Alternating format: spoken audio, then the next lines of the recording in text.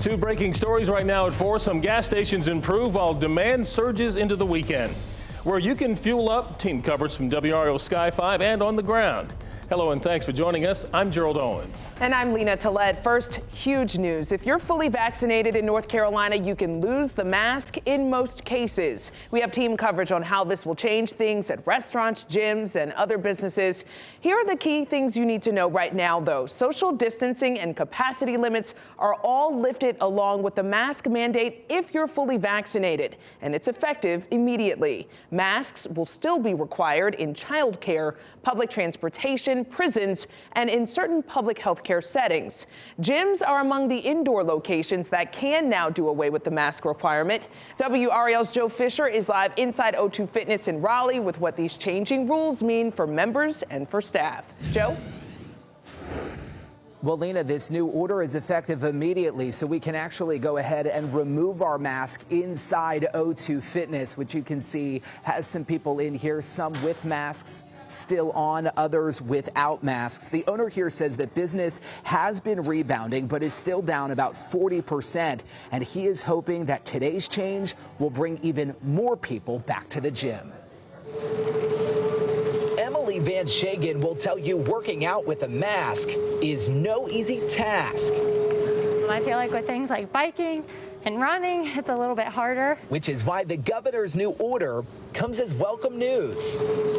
Do you plan to remove the mask and have it off for your entire workout? Yeah, I definitely feel like because I'm vaccinated and there's not too many people around, I definitely feel safe and comfortable working out without it on. At O2 Fitness, all vaccinated members and staff can ditch the mask, but unvaccinated people will be asked to keep them on. Owner Doug Worf says they've had no cases of community spread across 16 North Carolina locations, and many members have not returned because of the mask mandate. Do you believe that it's safe at this point for people to work out here with no mask? I do, and I do only because we're doing it in other states and we're watching in other states. If I didn't have that to lean back on, if I didn't have that science and research to lean back on, then I would be nervous about it. But we've seen it operate safely in other states with less restrictions than we will likely have in North Carolina. Governor Cooper hopes the freedom to unmask will convince more people to get their shot. And now is the time to get vaccinated if you haven't. It's easy and everywhere. While today's news means that we are even closer to putting this behind us, it doesn't mean that we're there yet. And while O2 Fitness will ask unvaccinated members to continue wearing their mask, that will solely be based on the honor system. Today, Governor Roy Cooper said that he does expect unvaccinated people to take off their mask against the guidance, which he says, Lena, is risky business considering contagious COVID variants are still circulating. Certainly is. You can tell, though, it's going to be an adjustment for a lot of people just getting out of the habit of taking that mask off indoors. Joe Fisher live in Raleigh. Thanks so much. Here's a look at how many people have been vaccinated in our state. 51.2% of adults have received at least one dose of the vaccine. About 3.8 million people of all ages are fully vaccinated in North Carolina. That's about 36.2% of our state's population. With the mask mandate gone, what do businesses do? The governor says they can still choose to require masks if they want to. WRAL's Durham reporter Sarah Kruger has been talking to restaurant owners. She joins us live from downtown Durham with what they have decided to do. Sarah? And Gerald, I found a lot of different answers and opinions on this. Signs like these have been up at restaurants for so long now. They are literally everywhere. And some say they are ready to see them go. Others say they will stay up. Leah Williams, owner of Zwaley's Kitchen in Durham, says even with the state mask mandate gone, he's not making any changes in his restaurant. We are planning to keep our same policy in place. Mask required for entry. Keep your mask on until you're seated. You can then remove your mask. And you think your customers will be receptive to still wearing masks? I believe so. I believe so. I mean, the customers that come into Zweli's are very respectful. At Element Gastropub in downtown Raleigh, they are taking a different approach. We follow what the governor says to a T. So if the governor is saying that it's okay and he's following the science, then we're going to believe in the governor's word. For some, like BU Cafe in downtown Durham, it's a tough call they still haven't decided on. The reality is there are still a lot of customers who don't feel safe without people wearing a mask. And so we understand that safety is the biggest concern, both for our team members and our customers. For Zweli's owner, he says he'll think about dropping the mask mandate only when there's a way to verify if someone is vaccinated. We have to ensure that we are keeping everyone safe first. And from talking with people around downtown Durham, they too were divided. Some saying they are ready to just about throw these things away. Others saying they'll continue to wear them just to be really cautious. As far as restaurants requiring them or not, the people I spoke with seem to think either way wasn't really a big deal. Gerald. Sarah Kruger live in Durham. Thank you, Sarah. So for now, many businesses will be doing things differently. Ahead at 4:30, will there be guidance for the restaurant industry on what to do? We'll talk with the head of the North Carolina Restaurant and Lodging Association live at 4:30. Good afternoon. I'm Mark Boyle in the WRAL Live Center. The Carolina Hurricanes announcing up to 12,000 people will be in and watching in person when the playoffs begin next week. On your screens from the very new information into the Live Center. Right from the hurricane, social distancing between seating pods will no longer be required. Additionally, per current NHL guidelines, face masks will still be required for all fans. Now, here's some other information for you that you can take away. General public tickets for round 1 of the playoffs will go on sale this weekend on Sunday, May 16th at noon. A lot to keep in mind and a much different situation going into next week for the Hurricanes. Back to you. All right, thanks, Mark. Now to the gas shortage. Washington, D.C. has now surpassed North Carolina for the percentage of gas stations without fuel along the East Coast, though Washington, D.C. does have far fewer gas stations. But you can see D.C. now is at 88%. North Carolina is at 65%. South Carolina is at 48%. Virginia is at 45%. And Georgia is at 47%. We should begin to see some relief at the pump. Now that Colonial Pipeline is running again, supplies at local stations are improving a bit. But WRAL's Adam Owens still found long lines. He joins us live from South Saunders Street in Raleigh. Adam? Yeah, Lena, we've been at this for a while, so it is good to finally see and report that things appear to be getting at least a little bit better. We are at South Saunders Street at the Shell station here. There is a short line. You can see, though, there are a number of very happy customers who are able to get their gas. And it seems like we're seeing more stations in this situation. They are able to operate, although you may find a few that are empty along the way. The lines were there again, backed up several cars deep. Still, Robert Lee says it's getting better. Today has been a little bit slower. He owns Paul's Grocery. There was only premium in his pumps, and he limited how much each customer could buy to help as many people as possible. Because when this runs out, I hope the next shipment comes today or tomorrow, but I won't know till I talk to my supplier. That's just how it is right now. That's how it is. Experts told WRAL this is how it would be. Slow improvement. I haven't panicked. Drivers like Antoine Simmons feel good about the road ahead, even if it took him a half hour to find the gas he needs to get down it. This is like my 5th station. And the AAA tells me today, again, day by day, we should continue to see more and more improvements in our gas situation. We could be back to normal at some point next week. Just don't go out and buy the gas if you don't absolutely need it at the time. Lena. All right. Adam Owens live in Raleigh. Thank you.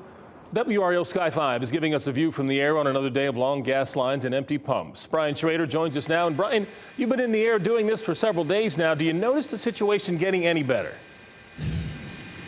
This morning we saw some, I think, more gas availability, maybe some shorter lines, but this afternoon we've got the long lines back in force. We are just down the road from where Adam is right now on South Saunders Street, just south of I-40. The mobile station here at the corner of Pecan Road has gas. We have people backed up onto the southbound side, that right lane of southbound South Saunders Street. Also, the Sam's Club gas station across the street has gas, and you can see that people are starting to line up there, but we're not seeing big lines at this point. Should point out that other stations here along South Saunders Street, like the Circle K and the Raceway down the street a little ways, they do not have gas at this point. And a lot of people, of course, know this corridor of South Raleigh for the relatively inexpensive gas that they sell down here. We're going to be in the air all evening looking for gas lines, let you know how things are looking. We're going to head to Cary next. Gerald? All right, Brian, thank you.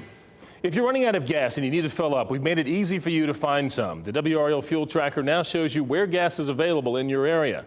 Just go to the WRAL News app or WRAL.com and tap the red Find Gas button. Today at 5 o'clock, we'll show you how the coastal communities are affected by this gas crisis.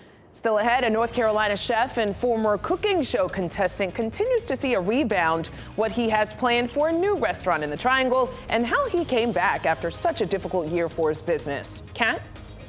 Day outside, I'll show you the hours when we could see some spotty showers this weekend coming up.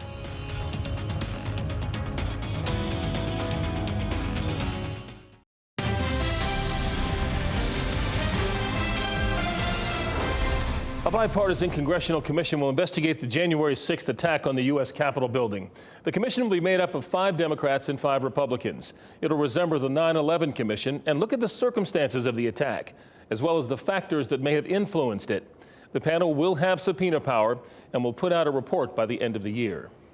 The security guard who was shot a month ago at a Fayetteville sports bar still remains hospitalized. Charles Jackson Jr. says he was trying to break up a fight outside the club when he was shot in the back of the head. WRAL Fayetteville reporter Gilbert Bays has kept in touch with Jackson since the shooting. He joins us live with an interview you will only see on WRAL. What a situation this man has been through, Gilbert. Yeah, Lena, and that conversation this morning, it was emotional. It lasted about 10 minutes. Now, Jackson is recovering at an out-of-town, undisclosed hospital. But he wants his family and friends to know that he is a fighter.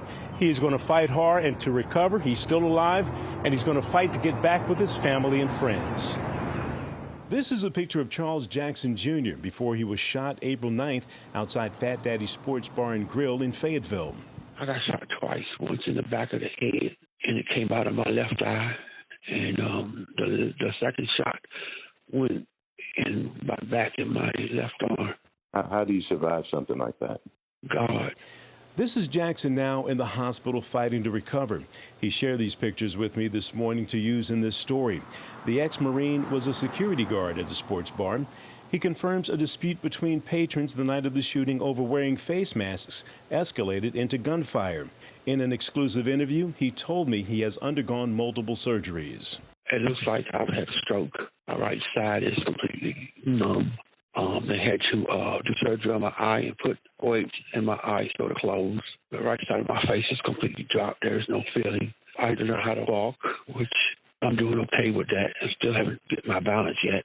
29-year-old Will Francis was arrested and faces several charges in the case, including attempted first-degree murder. Meanwhile, Jackson says he's fighting to get better so he can return to his wife and 5 children. Now, before that shooting, Jackson was a big, strong man. 285 pounds is what he told me this morning. He says since the shooting, he has lost 100 pounds. And Lena, there is another medical complication that has nothing to do with the shooting that I'll tell you about coming up at 5:30. Boy, those injuries are really hard to look at. We are wishing him well in his recovery. Gilbert Bays live in Fayetteville. Thanks so much. Well, we are ending the week on a positive note when it comes to COVID metrics in North Carolina. The state's daily average is now below 1,300 for the first time since early September, September 15th. The exact number, 1,263.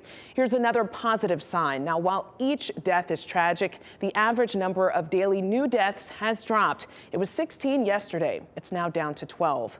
And you have more options than ever for getting your vaccine. Go to WRAL.com for everything you need to know to find a shot. Click on the Find a Vaccine tab for a look at available appointments and walk-in clinics this week. Well, we are ending the week on really great weather. Kat, I've always said that the best weather in North Carolina is at the end of September and early October. Today felt like that. It did. It is spectacular outside today. And tomorrow is going to be an exact repeat of today, pretty much. It's dry tomorrow, 74 the high. And we've had a lot of windy days this spring. It's not going to be very windy this weekend. A southwest wind around 5 miles per hour both days. But Sunday, there are some changes. A 20% chance of rain, mostly cloudy, and that keeps temperatures a couple degrees less warm than what we see tomorrow.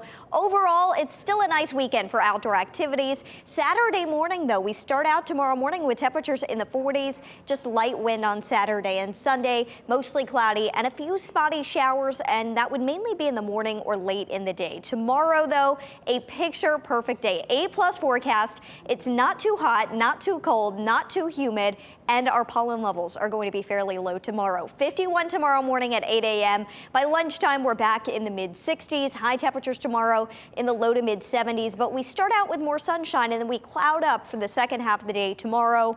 More cloud covers likely to build in, and that cloud cover lasts with us throughout the day. On Sunday, mostly cloudy skies, and there are a couple rounds of rain. Neither looks significant or widespread, but a 20% chance of rain early on Sunday. This would be before noon likely, and then the other chance for rain would come late Sunday evening into Sunday night. Right now, we have it at a 20% chance of rain. That may need to be increased to a 30% chance of rain, so check in with meteorologist Peter Sherwood tomorrow morning and Zach Malak tomorrow afternoon for an update on Sunday. High pressure, though, is our main factor in control of our forecast for the weekend, and that means it's going to be a fairly quiet weekend. Right now, we have an upper level system that's moving through Virginia in the northern part of our state. That is helping to spark some very isolated sprinkles. Nothing heavy, nothing that's going to last very long or have a big impact on your Friday. But don't be caught off guard from the triangle northward. That is where we have a 20% chance of a sprinkle this evening, and I don't think it's going to rain out your plans. Lake Gaston looking good. A live look from the Point restaurant. It is a beautiful evening. We're not expecting any lightning with those showers, so you should be pretty good to go on the lake. Some people already out on the boat. I've seen some people fishing today. A great day to do so. And if you are heading out to eat tonight, your dinner forecast looks good at 20% chance of rain through 6 o'clock, just 10% by 7 o'clock, and then we're dry after that. Temperature starting around 70 at 5 o'clock, but by 8 o'clock, we're down to 63. So if you're doing a late dinner, you may want to grab an extra layer tonight. The International Space Station is also passing overhead. It's visible for 6 minutes tonight. That's a long period of time. Should be a great pass. Look to the south-southwest at 9:24 p.m. this evening to check it out. Always love a good Friday night space station pass. Something cool to see in the sky. Saturday tomorrow looks great. Sunday, more clouds, just a small chance of some spotty rain. But Monday and Tuesday, a little better chance for rain, 30% Monday, 40% on Tuesday. And warm weather lovers, the 80s are back for you next week. It is interesting. Our average first 90-degree day is May 12th, so we're running late this year at RDU. No complaints there, though, Gerald. Not at all. Late is good. Keep pushing it down. We'll get it in June. Thanks, Kat. Hello, I'm Mark Boyle in the WRAL Live Center. Raleigh Police just putting out this help requested information on Twitter. Take a look at this right here. Raleigh Police searching for Amber Lynn Lightsey. Last seen at 4 a.m. today, leaving her job at Amnesia nightclub, driving a 2008 Toyota Camry. If you have any idea of her whereabouts, you are asked to call police or Crime Stoppers 919-834-HELP. Again, the circumstances surrounding this woman's whereabouts are unclear at this point. This is all that police have released. She has been labeled a missing person, working to find her this evening. Back to you. Hope she's found safe. Mark, thank you. Up next, boy, do we just love these reunions. The sweet surprise for two young boys after their mom and sister returned from a deployment. Just how bad are third grade test scores this year? We'll check a claim by Pat McCrory coming up. Tonight is all new on WRAL. At 8, don't miss a new episode of The Blacklist, followed by an all-new Dateline at 9 and WRAL News at 11.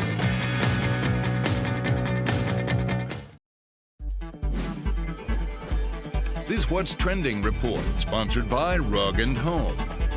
We're seeing this all over the internet today. A cat's amazing leap of survival caught on camera. This cat in Chicago has nearly spent all of its 9 lives jumping from a burning building, dropping to the ground, and watch this. Oh, gotta go.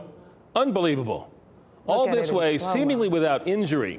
And there's no shortage of reaction on social media, as Lena mentioned. Some people saying cats are amazing. Others say they are magical minions of Satan. So you're either on one side or the other. And whatever your take is, black cats are supposed to be unlucky, but this one clearly is as lucky as they come. And it's just like a spring. I mean, you know, the force of the ground and the impact, and then it's just on its way. It lands softly. Yeah, something's a little interesting about cats. Not gonna call it a Satan's minion, but something's a little interesting. All right, this is just so precious. 2 Florida boys got the surprise of their life while in school this week. Take a look. The building is really nice, and Mommy!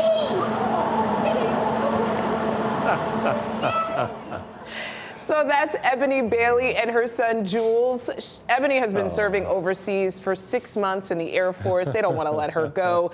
It wasn't the only surprise. So Jules is actually his uncle, and he's in the 1st grade with him. Bottom line is 2 young boys in the 1st grade got to see Ebony come back, and they tricked the boys into thinking that it was some interview happening. They were just like, all right, I guess I'll go in front of the microphone. And they turned around and they saw Mama Ebony walk in. So wonderful. And it worked. Yeah. Kids, you know, that collision was something else, though. I love seeing that. We can watch that all day. Yeah. All right, someone out there could become a multi-millionaire tonight. The Mega Millions jackpot is now $430 million. According to the lottery, this is only the 2nd time the Mega Millions has surpassed the 400 million mark during the month of May.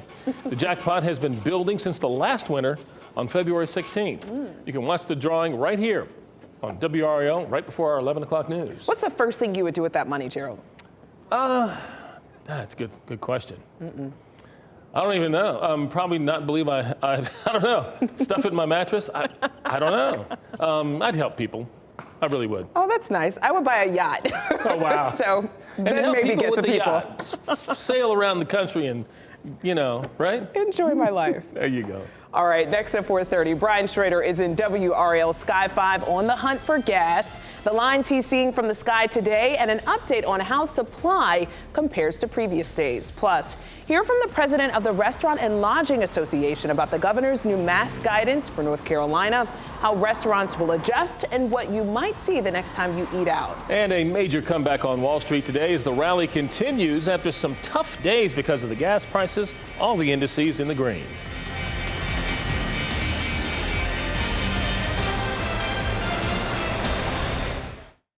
Your #1 source for local news. This is WRAL, coverage you can count on. WRAL Sky 5 watching the gas lines from the air as people fill up for the weekend. WRAL's Brian Schrader joining us live now again. Brian, you said you're going to Cary. What are you seeing over there? We're at Walnut Street at US 1 right now, Gerald. The Exxon station right there at the corner in front of the Waffle House. Just a few minutes ago, they had the pumps blocked off. You see those cones there sort of in the middle of your screen. They had everything blocked off until they were ready to turn those pumps on. And that fella you see in the shorts, he moved the cones away and started guiding traffic in there. Pretty significant backup started to form on the eastbound side of Walnut Street approaching US 1 as drivers lined up to have at that gas. A moment ago, we also flew over the BJ's on Dillard Drive and saw some pretty short lines for gas there. So at least some gas showing up here at the pumps in Cary. Gerald? All right, Brian Schrader in Sky 5. Thank you, Brian. It doesn't really take a rocket scientist to think about this. North Carolina led the Southeast with amount of gas stations out of fuel. We've been showing these numbers for the past several days, and Gas Buddy has put up this chart at the very top right here. These are the number of gas stations, North Carolina above the other states, and that is one thing we'll continue to monitor for you right now. The most recent update, looking at Gas Buddy's statistics, Raleigh down to 75%. 75% of the stations out there do not have gas. We expect that number to come down sharply as we go into the weekend on Sunday and Monday if things continue to stay on track. Helping you find fuel across the area this afternoon. This is the updated map right here. One thing you'll notice, you don't see those green icons because they were really hard to see. But these blue icons indicate where you can find fuel right now. WRAL.com has this tracker linked on our website. You can find it on our main website right there. And then again, these are the blue icons you're looking for this afternoon to help you find gas and get it in your tank and on your way and onto your weekend. Back to you.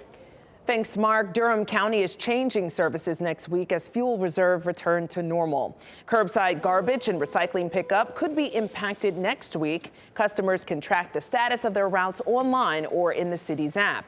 The county is cutting hours at its vaccine clinic as well. Shots will be available Monday, Wednesday, and Friday only. It's a one-week change, though. Regular hours should return Monday, the 24th. And today, planes on a new route will take off from RDU International. Sun Country Airlines is launching nonstop service from RDU to Minneapolis. The new flights will run Monday and Friday. Sun Country is the 11th airline to operate out of RDU. And WRAL checked with airport officials about fuel supply. We're told fuel is owned by the airlines. Earlier this week, American Airlines had to add fuel stops for some flights departing from Charlotte. Those trips have since returned to normal schedules, according to Reuters. Now back to the big news from the governor today. North Carolina will follow the CDC's guidance, allowing fully vaccinated people to take off their masks while inside. Joining us is Lynn Minges. She is the president and CEO of the North Carolina Restaurant and Lodging Association. Lynn, I know you're excited with the news today. We all are. First, tell me what will the governor's actions do for your industry?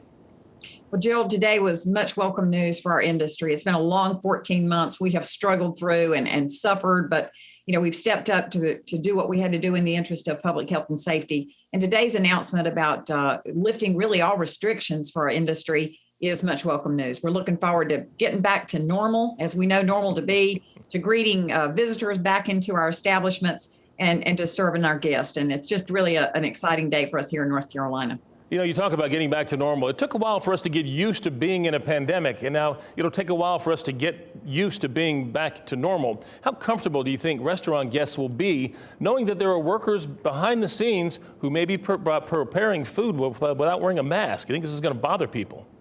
Well, I think those who have been vaccinated feel very comfortable getting out and about. I know from firsthand experience that vaccine was a much welcome reprieve from the restrictions I had felt during COVID. And I think that as employees who have been vaccinated began to remove their mask, we all know that they're going to be safe in doing so. Others who have not been vaccinated will be required to wear their mask or will be encouraged to wear their mask. And I think customers will feel comfortable coming back. So, we're just really excited about this news. It's good news for our guests. It's good news for our employees. And it's good news for business owners and operators who are eager to get back to normal. A sticking point that we've heard from people who are a little skeptical with this decision is, how do you know when someone has been vaccinated or not? Will the Restaurant and Lodging Association suggest specific guidance for restaurants with regards to that? Well, I think the North Carolina Department of Health and Human Services will continue to make strong recommendations. And because our restaurants and hotels hold first public health and safety, I think many of them will encourage their employees to continue to wear masks, particularly those who have not been vaccinated. And I think we'll continue to see several of the large brands who are owned or operated or controlled by corporate entities that may be out of the state. They may still require those kinds of restrictions. So I don't think we're going to see a total easing of things today. We'll begin to see some relaxing, but I think many of the brands will continue to have mask mandates, social distancing, some of the protocols that they have become accustomed to, and generally over time ease those restrictions.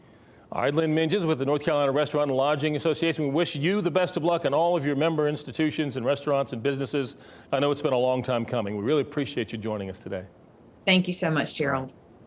Former Governor Pat McCrory is a vocal critic of Governor Cooper's coronavirus orders. And on his podcast recently, McCrory warned listeners that elementary students are falling so far behind, they'll struggle in high school. Our Paul Spey checks his claim for PolitiFact. Are North Carolina's third graders so far behind that it's going to hurt their high school careers? Well, that's what Pat McCrory says. The former governor is now running for U.S. Senate. Listen to what he said on his recent podcast. In fact, the latest statistics coming out of North Carolina is the following. 75% of third graders in this year's class are not reading at third grade level. And guess what? If you're not reading at third grade level by the time you get out of third grade, there's probably over an 80% chance that you will not graduate. We have wrecked an entire generation of kids. So, is McCrory right? Well, yes and no. The first stat is accurate. 75% of third graders were not reading at grade level when they took the beginning of grade test. But think about that. These are beginning of grade tests, so it makes sense that kids who haven't completed the third grade don't actually read at that grade level yet. The students did take the test a little later than usual this year. This offers some context back here. But officials say this year's results aren't much different from last year's. Now, to the second part of his claim, McCrory's spokesman told us he may have been looking at this blog from EdNC, and it says 88% of high school dropouts weren't reading at grade level back when they were in third grade. That's not the same thing as what McCrory said. Now, look here. The blog links to a study by the Annie E. Casey Foundation. We looked to see if the foundation actually looked at how third grade reading scores might affect high school graduation. It turns out they did study that, and they found that 1 in 6 kids who aren't reading at grade level in third grade don't finish high school on time. That comes out to about 16%, much lower than what McCrory said. So his claim, misleading, which is why the Truth-O-Meter rates it half true. To read more about these test scores, go to WRAL.com. Our team, of course, follows politicians across the political spectrum. You can find this week's checks of President Biden and Vice President Harris on our homepage. Selling Pokemon cards is apparently too risky for Target. Coming up, the reason you will no longer find them in Target stores. Plus, why mixing different types of COVID vaccines could affect the severity of the side effects you may experience after being vaccinated.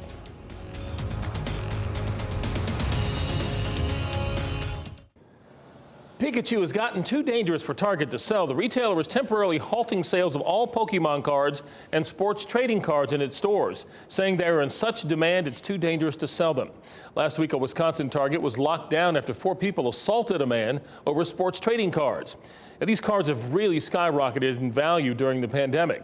For example, a Michael Jordan card that usually sells for about $215,000 went for $738,000 at auction in February.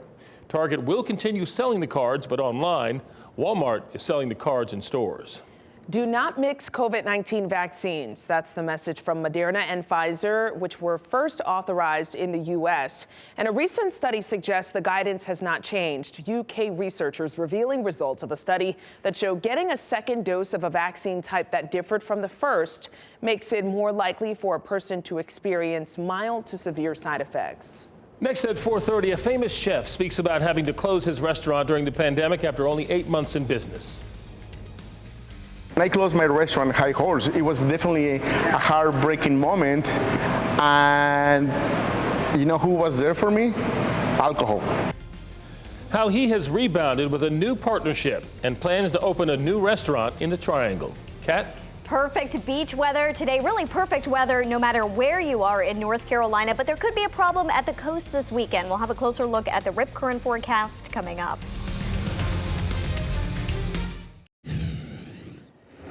Coming up next at 5 o'clock, we dig more deeply into just what today's mask mandate changes mean for you and your next trip to the grocery store. Plus, former NC State star Russell Wilson is in town getting ready for his commencement address to his alma mater tonight. Even though he did leave a year, he's still a graduate. It'd be great to hear him. Students, staff, and family of NC State will have a big night tonight celebrating graduation in person here at Carter Finley Stadium. We'll take you there. Gerald, those stories and much more coming up at the top of the hour. All right, David, thank you. Raleigh chef Katsubi Tanabe has plans for a new restaurant. The Top Chef contestant's first Triangle restaurant closed its doors after only a few months in business because of COVID-19. Now he is opening a second restaurant with a new partner.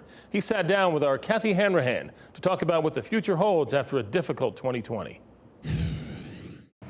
This was Top Chef alum Katsuji Tanabe 1 year ago. You just want the day to be over to move into the next one. I think everybody's going through like a really bad depression. The chef was sitting alone in his first North Carolina restaurant, High Horse. The dining room was closed due to COVID-19 restrictions. Soon the restaurant would close its doors permanently after only 8 months in business. When I closed my restaurant, High Horse, it was definitely a heartbreaking moment. And you know who was there for me? Alcohol. One day I just wake up and I'm drinking a coffee and I put some Kahlua on the coffee and I realized, like, what am I doing? That's when he reached out to LM Restaurants president Amber Machakos. I reached out to her because I said, I just need to be healthy. I just need to get out of my house and do some dishes, chop some onions, peel some garlic, things like that. And so just kind of this natural, thing happened where he came and he guest chefed here at Vidrio. It just kind of morphed into what it is now, where he's on the team as our culinary innovator. The partnership will be growing even more this summer when the two team up to open a restaurant in Cary. But the concept, it's a Mexican restaurant that you don't have to be in the mood for Mexican. It's not going to be like overly fried. It's not going to be overly cheesy. It's more about showcasing the local flavors, the vegetables, the pork, the seafood, and obviously putting those like spices, herbs, citrus, lime flavors of the Mexican culture, and a little bit of the Japanese influence here and there. Tanabe didn't expect to be opening another restaurant in 2021, but he relishes his second chance.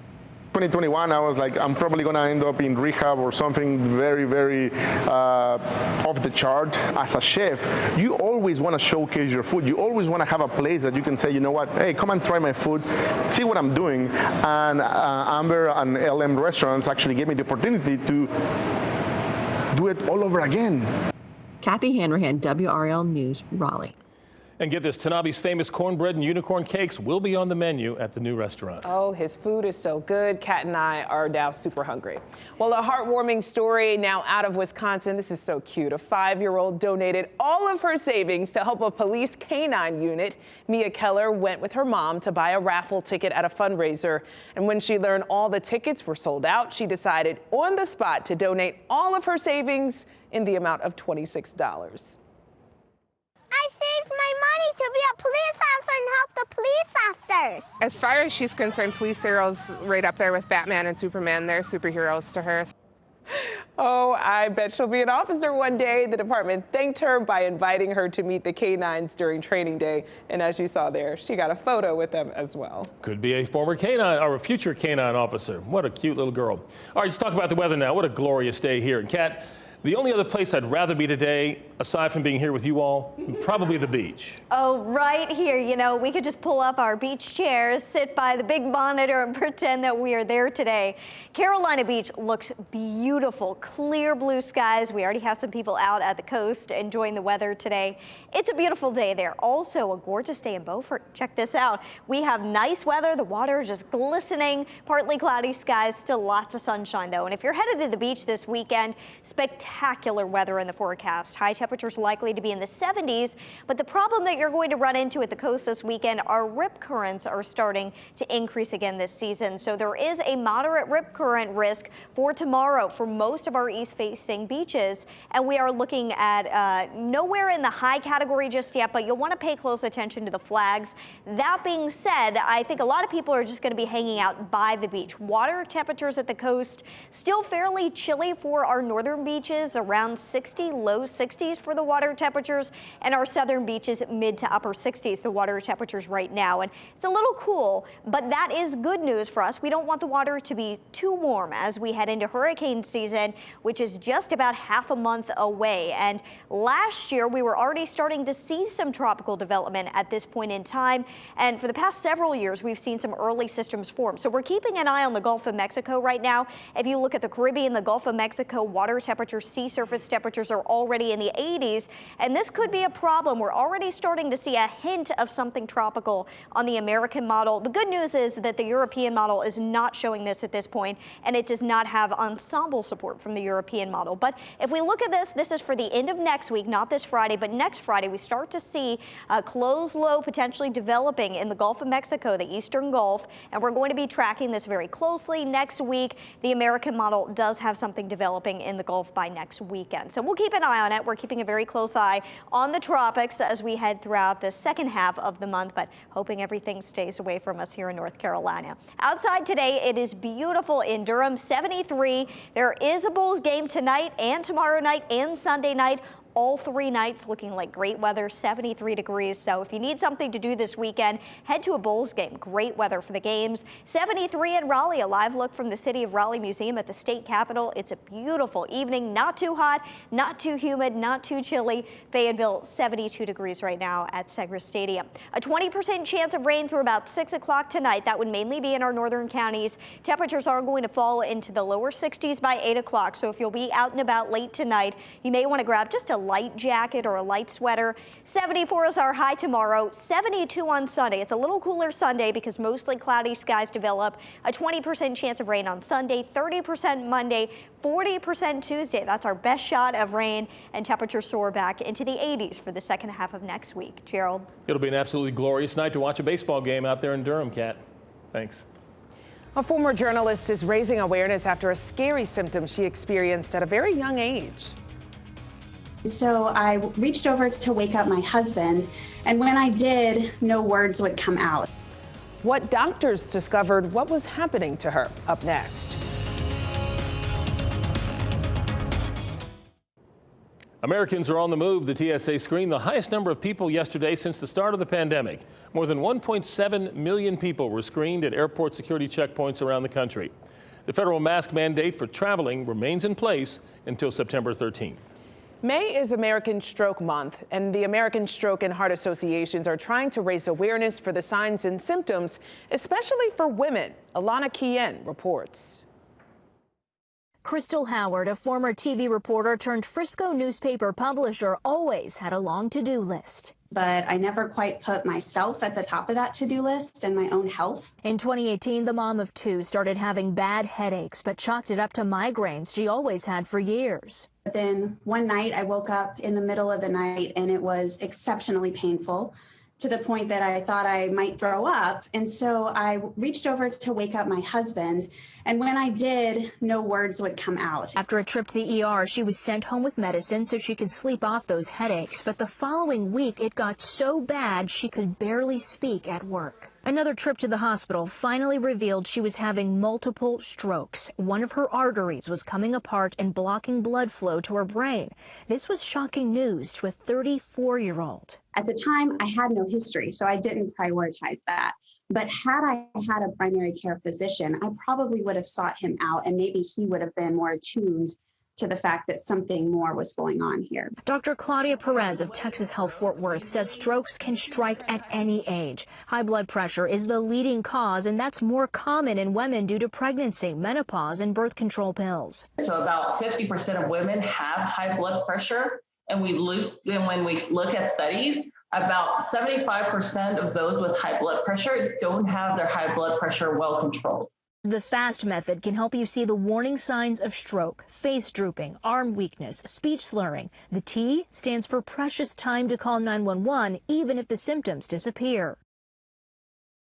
Boy, that is a wake-up call. Alana Kien reporting. Dr. Perez says most strokes are preventable with diet, exercise, and knowledge of family history. Coming up next at 5 o'clock, Governor Cooper says you can take off your mask indoors if you are fully vaccinated.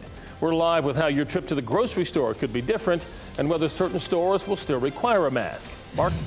New numbers this afternoon, Gerald. More than 70% of gas stations around the Raleigh metro area still no gas, and a familiar scene, live look right now. Sky 5 over the Costco and Apex where there is fuel flowing. However, the lines are long. We'll help you find gas coming up on WRAL News at 5.